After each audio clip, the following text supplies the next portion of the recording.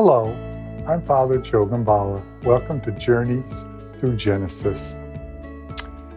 Back in the late 1970s, when I was in law school down at the University of Arkansas in Fayetteville, Arkansas, it was getting close to Halloween, and I was invited to attend a Halloween party.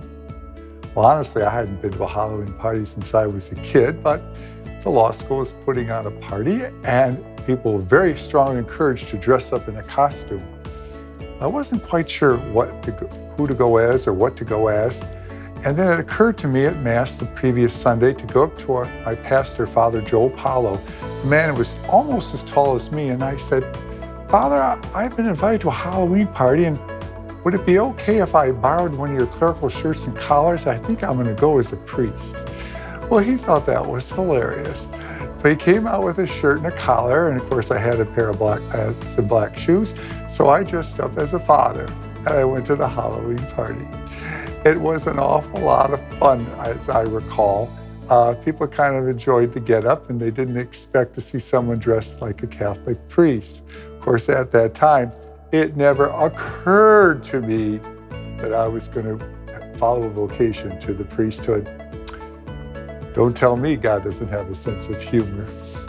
Well, that's what today's story is about, the laughter of God.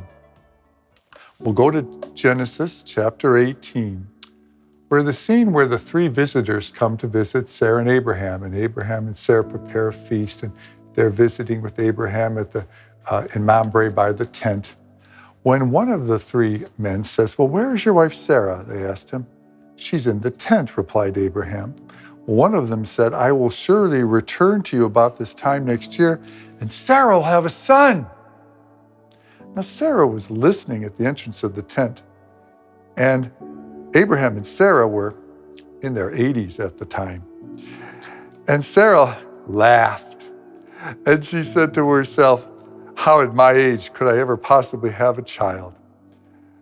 But the man said to Abraham, why did Sarah laugh and say, shall I really bear a child as old as I am? Is there anything too marvelous that God cannot do? At the appointed time, about this time next year, I will return, and Sarah will have a son. And because she was afraid, Sarah shook and said, well, I didn't laugh. But the man said, oh, yes, you did. Well, we know that a year later, Sarah does give birth to her child and names him Isaac.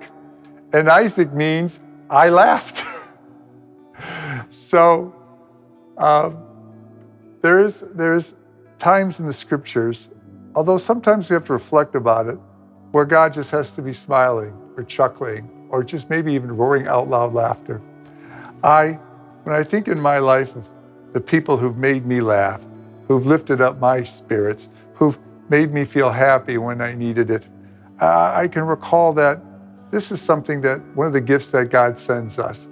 I'm not talking about laughter at the expense of others, and I'm not talking about laughing at anyone. I'm talking about laughing with someone, because laughter disarms us. Laughter makes the burdens that we have lighter. Sometimes, if we're lucky, it makes them go away. And we know people, if we're lucky enough to have people in our lives that make us laugh, we know that they are a treasure to have. Because sometimes when we're down and out, we need that person to come into our life. Jesus, I imagine, laughed a lot with the apostles. I remember one great passage in the scriptures when Jesus is in a crowded house, and these gentlemen come with a poor paralytic on a pallet, but they can't get through the door, so they climb up on the roof and they tear open a hole and they lower Jesus down through the roof. And Jesus just smiles of amazement.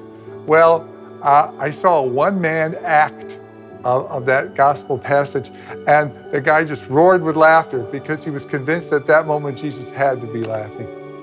So if you're lucky enough to have those people in your life, fantastic. And if you're able to put a smile on someone else's life and lift up their spirits, please do so.